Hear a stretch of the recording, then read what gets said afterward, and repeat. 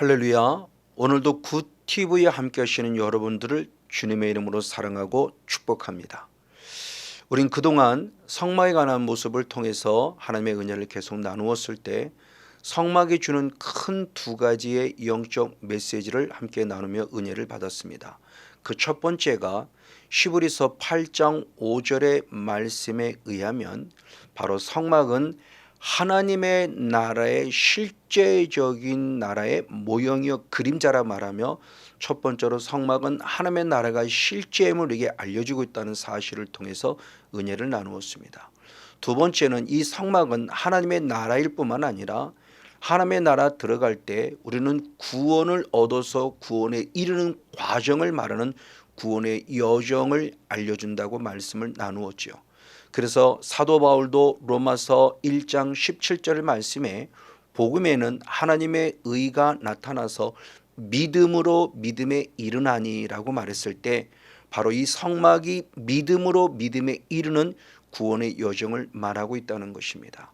그래서 가장 먼저는 구원의 문을 통과했으면 바로 아이의 영성을 말하는 마당뜰에서 우리는 번제단을 통과하고 물두멍을 통과해야 되며, 이어서 조금 더 신앙이 자라 청년의 영성을 말하는 성소에 들어가서 우리는 성령의 힘을 힘입는 등대를 힘입어서 분향단과 떡상의 과정을 지나야 되고, 또 신앙이 조금 더 자라서 우리는 드디어 아비의 신앙을 말하는 지성소의 영성에 이르러서 바로 속죄소를 통과하고 언약궤에 이르라는 그런 구원의 여정을 말하고 있다는 사실이죠.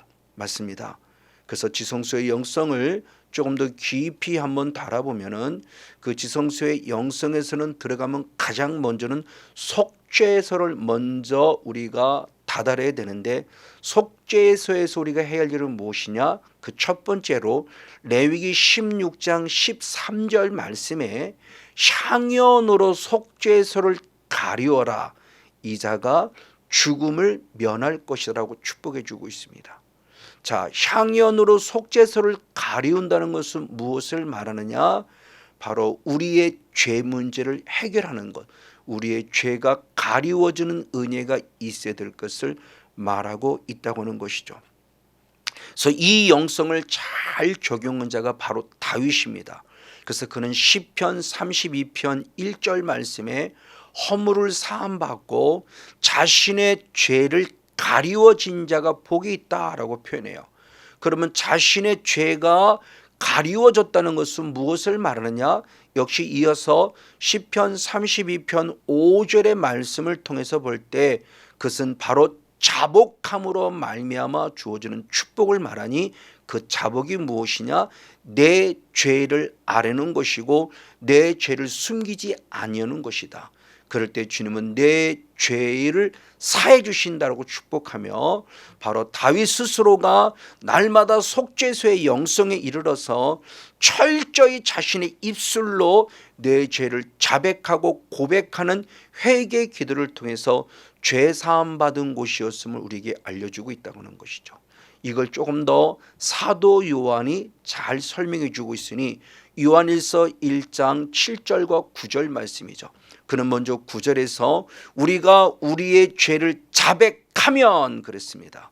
그러면 미쁘시고 의로우신 하나님은 반드시 우리의 죄를 사하시며 우리를 모든 불의에서 깨끗게 하신다고 말씀하셨어요.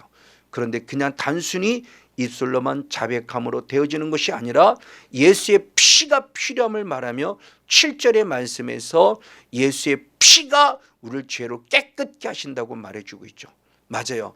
바로 이것을 다시 또 레위기 16장 14절 15절의 말씀에 이어볼 때 13절에서는 내 죄를 고백함으로 향연으로 속죄소를 가리웠단다면 그 죄산받은 증표가 뭐냐는 거죠. 그것이 바로 핏부림에 하나님의 은혜를 공급받아야 되니, 바로 숫송아지의 피와 그리고 염소의 피를 우리는 바르고 그것을 속죄소 위와 속죄소 앞에 뿌리고 바르고 덮음으로 말미암아 죄사함을 확증받는 은혜가 필요하다는 것을 말하고 있으며, 조금 전에 말한 대로 사도 요한이 그 영성을 요한일서 1장 7절과 9절에서 확증시켜 주었습니다. 맞습니다. 그럼 이렇게 죄사함 받음으로 끝나냐? 아닙니다. 지성소의 영성 이렇게 죄사함 받았으면 그 다음 단계로 나아가니 뭐냐? 이렇게 죄사함을 받은 자에게 주신 축복이 있으니 하나님이 나를 인격적으로 만나 주신다는 겁니다.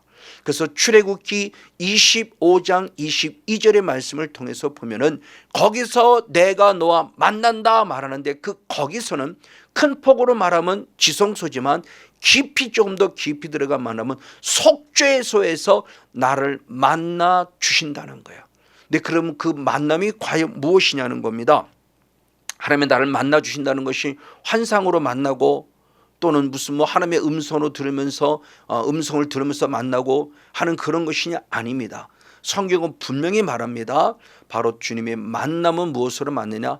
하나님의 말씀으로 만난다고 말하고 있다는 것이죠. 맞아요. 너무너무 중요한 영적 원리입니다. 속죄소에, 지성소에 들어가 속죄소를 덮는 것은, 속죄소는 언약궤의 뚜껑입니다. 밑에가 언약궤 있고 언약궤 위에 속죄소를 두는데, 결국 속죄소에서 나를 만난다고 할 때 속죄소 밑에는 뭐가 있냐? 언약궤가 있습니다. 그럼 언약궤는 뭐가 있냐는 것이죠.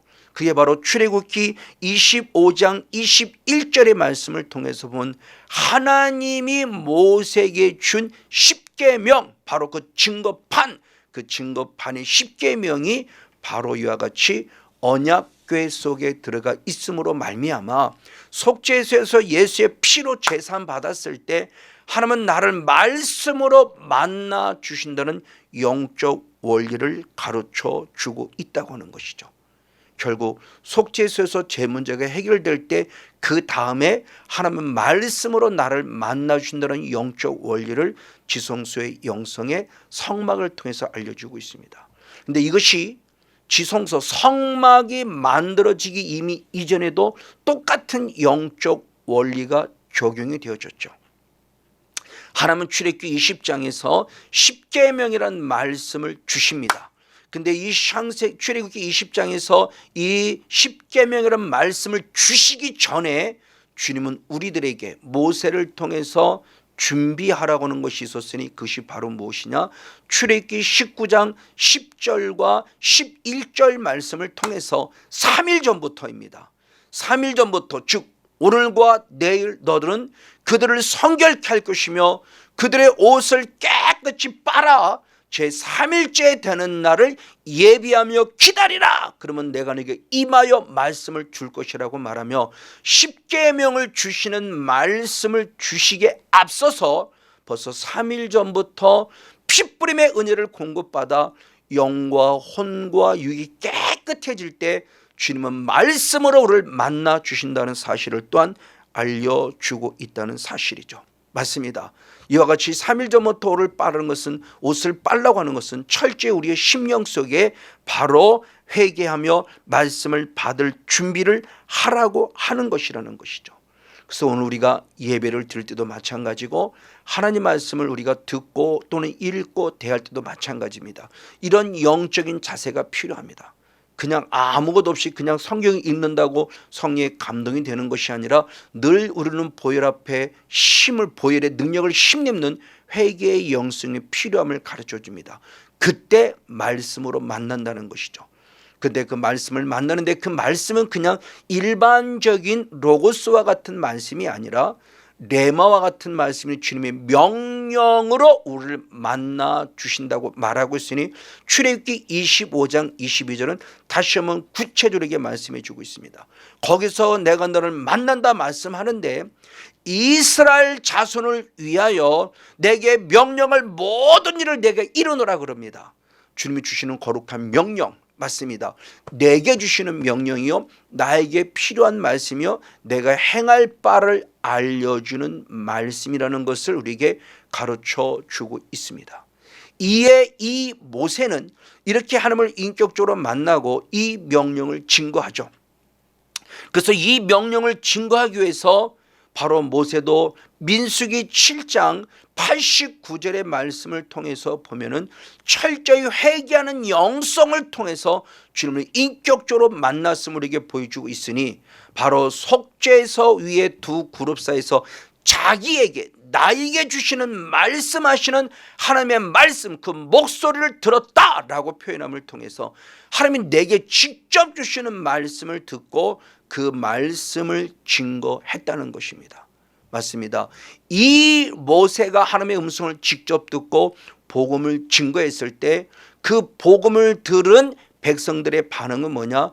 출애굽기 24장 3절의 말씀에 하나님이 내게 주신 이 말씀을 그대로 우리도 듣고 이 명하신 말씀을 준행하겠습니다 라고 말하며 순종할 것을 자신들의 스스로 신앙을 고백합니다. 왜?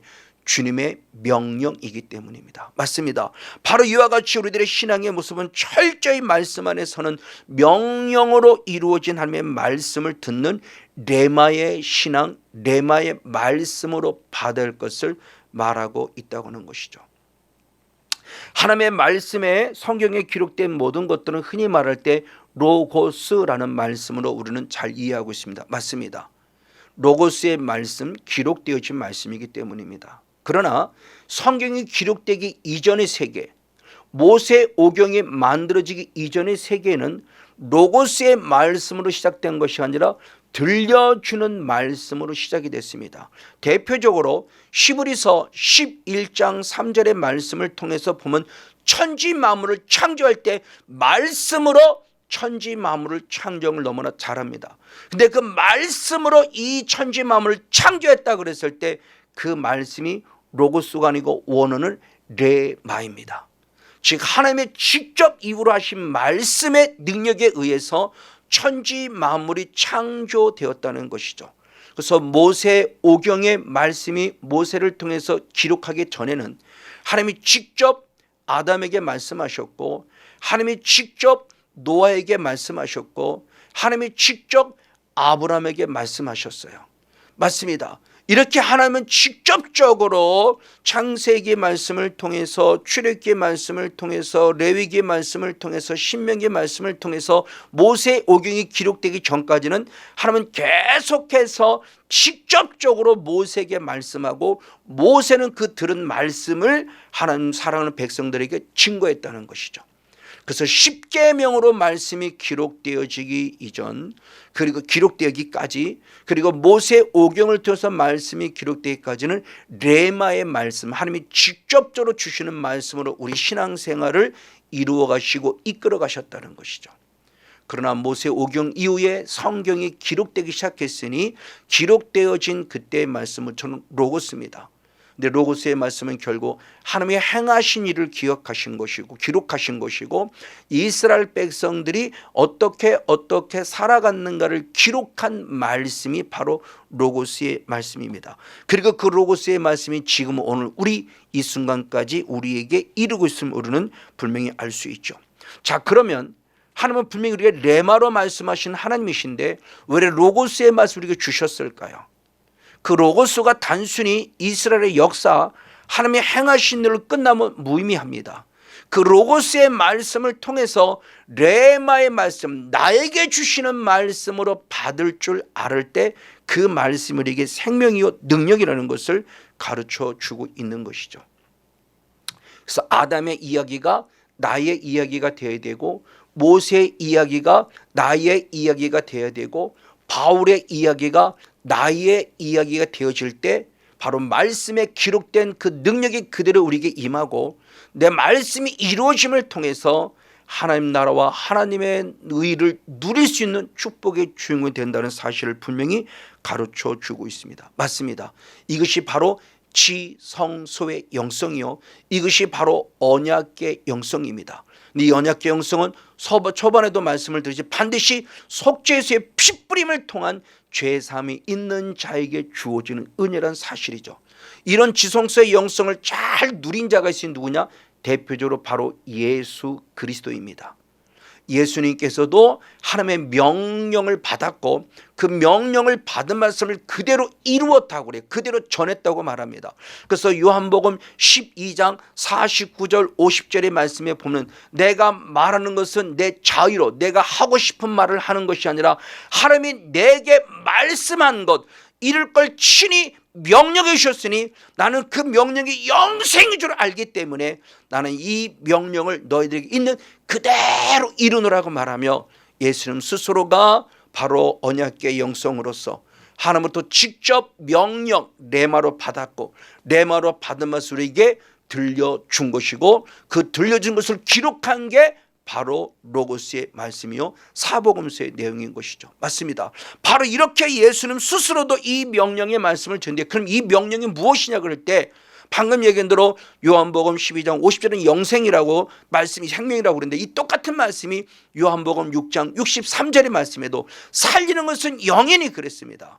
그러면서 육은 무익하니라 내가 너에게 이른 말이 영이요 생명이다. 그 말씀이 영이요 생명할 때 그 말씀도 똑같이 역시 로고스라는 것을 우리에게 레마라는 것을 우리에게 가르쳐 주고 있습니다. 맞습니다. 이와 같이 예수님 스스로가 레마의 말씀을 가졌고 레마의 말씀이 나를 살리는 말씀을 우리에게 가르쳐 줍니다. 그런 레마의 말씀은 누가 주시는 걸까요? 성경은 분명히 말합니다. 요한복음 3장 34절에 너 하나님의 보내시는 하나님의 말씀을 한다고 말하며 하나님이 성령을 한량없이 부어주신다고 말씀하니 성령님을 통해서 내가 하고 싶은 말을 하는 것이 아니라 하나님의 말씀 레마로 받은 말씀을 하게 하신다고 표현하니 육신으로서는 레마의 음성을 들을 수 없죠. 하나님의 음성을 들을 수 있는 레마의 음성은 성령의 통치를 받는 성령의 사람으로만 가능하다는 것을 말하고 있다는 것입니다. 그래서 예수님께도 우리들에게 말할 때 사람이 떡으로만 살 것이 아니요 하나님의 입에서 나오는 모든 말씀으로 산다고 말씀하셨죠. 근데 그 말씀을 예수님은 기록되어진 로고스 말씀 신명기 8장 3절을 인용합니다. 신명기 8장 3절에 사람이 떡으로만 살 것이 아니라 여호와 입에서 나오는 모든 말씀으로 살 것이라 그랬어요. 자, 그런데 우리는 모든 말씀으로 해석이 됐지만 사실 히브리어로 기록된 원어를 보면 모든 말씀이 아닙니다. 그냥 모든 것이에요. 원어가 콜이라는 원어인데 모든 여호와 입에서 나오는 모든 것 사실은 말씀이라는 그 단어 자체는 히브리어 원어 자체는 없습니다. 그러나 이것을 예수님은 레마로 받을 때 신명기 8장 3절의 말씀을 그대로 인용해서 마태복음 4장 4절에 그대로 인용해 말씀했을 때 무엇이라고 표현했는가? 사람이 역시 떡으로만 살 것이 아니요 하나님 입에서는 모든 말씀으로 살아야 한다 그럴 때 그 말씀이 역시 레마입니다. 그러니까 예수님은 스스로 신명기 8장 3절에 기록된 이 로고스의 말씀을 레마로 받았고 레마로 받은 말씀을 때 그 말씀 레마를 통해서 우리는 이 말씀으로 살아가야 한다는 것을 얘기해 주고 있는 것입니다. 너무너무 중요한 영적 원리를 알려주고 있죠. 맞습니다. 이를 통해서 우리의 믿음의 출발점도 역시 마찬가지입니다. 로마서 10장 17절 말씀에 믿음은 들음에서 나며 들음은 그리스도의 말씀으로 말미암는 걸 때 그 내 믿음을 키우고 믿음을 자라게 하고 믿음 안에 살게 하는 그 말씀은 로고스가 역시 레마라고 말합니다. 즉 성경의 지식 이야기가 아니라 그 성경이 내게 주는 말씀으로 받을 때 내 믿음이 자라갈 수 있다는 것을 말하고 있다는 것이요. 그게 바로 믿음의 말씀이라고 표현했어요. 그래서 그 앞절로 돌아가 로마서 10장 8절의 말씀을 통해서 보면은 그 말씀이 입에 있고 그 말씀이 내 마음에 있는데 그 말씀이 그냥 믿음의 말씀이라고 그랬어요. 믿음의 말씀을 때 그 믿음의 말씀 역시도 레마라는 말씀이라는 거예요. 너무너무 중요하죠. 맞아요. 이와 같이 우리의 믿음을 키우고 그 믿음의 말씀인데 그 말씀이 레마의 말씀이 내 입술에 있고 내 마음에 있을 때 바로 그것이 10장 9절 10절의 말씀이 연결되며 바로 예수를 입으로 시인하고 마음으로 나를 위해 죽으셨고 살아난 걸 믿으면 구원을 얻고 계속 마음으로 믿고 입으로 시인하면 구원에 이른다라고 하는 영적 원리를 알려주고 있다는 것이요. 말씀이라는 기본 안에 그 말씀을 마음으로, 그 말씀을 입으로 믿고 시인할 때 그것이 구원을 얻고 구원을 이룬다고 로마서 10장 9절과 10절은 이어서 말씀하고 있다는 것입니다. 맞습니다. 바로 이런 말씀들의 모습을 신실하게 고백한 자가 누구냐? 바로 베드로입니다. 그래서 요한복음 6장 68절의 말씀에 그는 고백하기를 영생의 말씀이 주께 있음에 내가 누구에게로 가오리까? 내가 네게로 가오리까로 말하며 나는 예수님을 떠날 수 없다는 것이죠. 가룟 유다는 결국 예수님을 떠날 것을 주님이 미리 말씀하셨어요. 마귀에게 속아서. 그러나 베드로는 표적과 기사와 이적이기 때문에 예수님을 떠나자는 것이 아니라 예수님을 떠날 수 없는 이유는 예수님에게 영생의 말씀, 즉 레마, 나를 살리는, 베드로를 스스로 살리는 기록된 지식의 말씀으로 받은 것이라 레마의 말씀으로 받았기에 그 영생의 말씀이 있기에 어디로 가오리까라고 고백했다는 것은 우리에게 대단히 중요한 영적 의미를 주고 있죠. 이 대표적인 또 다른 인물이 바로 누구냐? 바로 로마의 백부장인 고넬료라는 사람입니다. 이는 이방 사람이에요.